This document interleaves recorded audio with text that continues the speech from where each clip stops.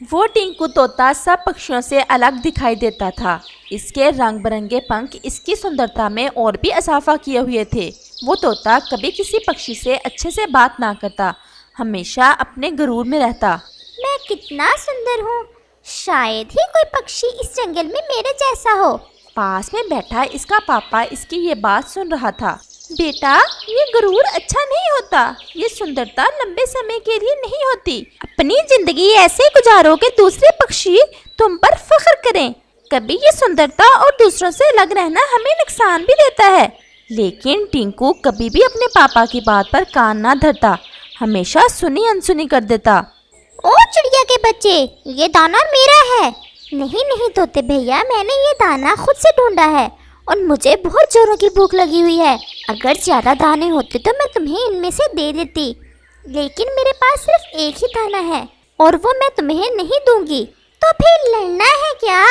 नहीं, मैं लड़ना नहीं चाहती तुमसे। मैं तुमसे ज़्यादा सुंदर हूँ। मेरे पंख देख लो, क्या है तुम्हारे पंख मेरे जैसे? मैं जितना सुंदर हूँ, इस जंगल की हर चीज़ पर मेरा हक है। चिड़िया पास बैठे कौवे को बुला लेती है। कौवे अंकल, हमारा न्याय करें।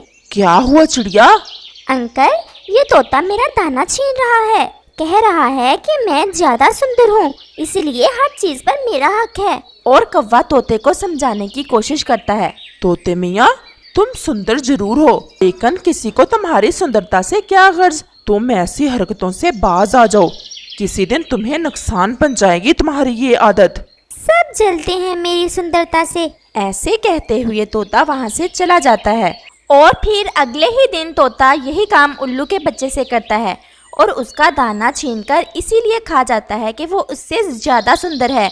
और उल्लू का बच्चा रोता हुआ घर चला जाता है। मम्मा, तोते ने मेरा दाना छीनकर खा लिया है और मुझे मारा भी है। कहता है कि वो मुझसे ज़्यादा सुंदर है और मुझे बदसूरत कह रहा था। ए जी, सुनते हो? अब ये तोते का बच्चा हमारे बच्चे को भी मारने लगा है। बातें तो तुम बड़ी करते हो, मैं सबसे ज्यादा अक्लमंद हूँ, बहुत बड़ा चुगलखोर हूँ, लेकिन इस तोते के बच्चे का तो कोई उपाय तुमसे होता नहीं। और पापा उल्लू इस बात को अपनी बहुत बेइज्जती समझता है और सोचों में डूब जाता है कि कैसे इस तोते के बच्चे को सबक सिखाया जाए। हमारा परिवार उल्लुओं से बहुत कमजोर है। तुम्हें किसने कहा था उल्लू के बच्चे को मारने का? अगले दिन कौवा भी तुम्हारी शिकायत लगा रहा था। आखिर तुम क्या करना चाहते हो? पापा, सब झूठ बोलते हैं, सब जलते हैं मेरी सुंदरता से। सुंदरता सुंदरता, हर समय सुंदरता, कोई और बात तुम्हें तो आती ही नहीं। उधर उल्लू भी बहुत गुस्से में था और अपने बच्चे की मार का बदला लेना चाहता था। और उल्लू अपना जाल बिछाना शुरू करता है। ये मिर्ची और अमरूद मेरे किस काम के? मैं तो खाकर इसे जाया ही करूँगा। काश इसे कोई सुंदर पक्षी खा लेता। मैं तो हूँ ही बदसूरत, लेकिन क्या करूँ, कोई पास में है जो नहीं इतना सुंदर पक्षी। तोता जो पेड़ पर बैठा ये सब सुन रहा था, जल्दी से उल्लू के पास आता है। उल्लू अंकल, मैं आपको कैसा दिख रहा हूँ? वैसे आपके बेटे ने भी आपको बताया तो होगा कि मैं कितना सुंदर हूँ। सच में तुम तो बहुत सुंदर हो। मैं तो बाकी पक्षियों की बातें सुनकर यही सोचता था कि वो सच हैं, तुम इतने भी सुंदर नहीं होंगे। लेकिन आज जो देख लिया तुम्हें तो विश्वास आ गया, तुम सच हो, सब तुमसे जलते हैं। लो ये खाओ अमरूद और मिर्ची। मैं देखता हूँ कौन रोकता है तुम्हें खुद को सुंदर कहने से और कौन खाता है सुंदर चीजें तुम्हें दिए बगैर। तुम्हारा धन्यवाद अंकल, जो तुमने पहचान की मेरी सुंदरता की। और ऐसा कहते हुए तोता झट से अमरूद और मिर्ची चट कर जाता है और वहाँ से चला जाता है।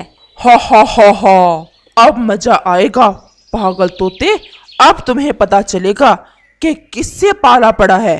तोते का बेटा सीधा अपने घर की तरफ ही जाता है और अपने पापा को सारी बात बताता है। देखा पापा, अब तो आप भी जान गए ना कि पक्षी अब मेरी पहचान करने लगे हैं।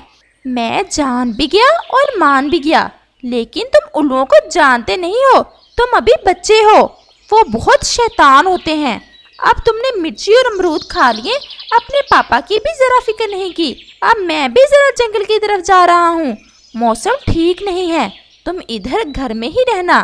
ठीक है पापा, मैं घर में ही रहूँगा। बस थोड़े ही दिन आपको जंगल जाना पड़ेगा खाने के लिए, फिर तो सारे पक्षी तुम्हारे बेटे की सुंदरता को देखते हुए खुद ही आया करेंगे और भोजन भी लाया करेंगे। और पापा तोता थोड़ा मुस्कुराते हुए चला जाता। ये पंख कहाँ से आया है? ये तो बिल्कुल मेरी पंख की तरह सुंदर लग रहा है। और तोता थोड़ी देर के लिए सो जाता है और वो जैसे ही सोकर उठता है इसके घोंसले में पंख ही पंख पड़े होते हैं।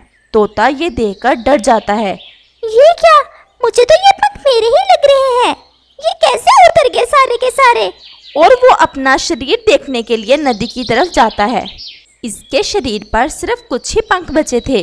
वो बहुत मुश्किल से परेशानी की हालत में नदी पर जाता है और जैसे ही अपना अक्स नदी में देखता है तोता खुद को पहचान नहीं पाता और चीखने लगता है। वो खुद को पहचानता भी कैसे?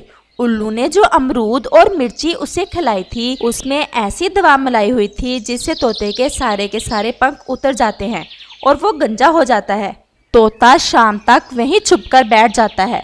चिड़िया और कौवा भी पानी लेने नदी की तरफ आते हैं। वो जैसे ही तोते को पेड़ के पीछे छुपा देखते हैं इसका गंजा शरीर देखकर इनकी तो हंसी ही नहीं रुकती। हमने तुम्हें देख लिया है, सामने आ जाओ। अब हुई ना बात, अब लग रहे हो ना सारे पक्षियों से ज्यादा सुंदर। राजा लग रहे हो, बिल्कुल राजा। और ऐसे चिड़िया और कौवा तोते का खूब मजाक बनाते हैं। तोता कुछ कहे बगैर वहां से भाग जाता है। ये क्या हुआ? तुम्हारे पंख कहाँ गए?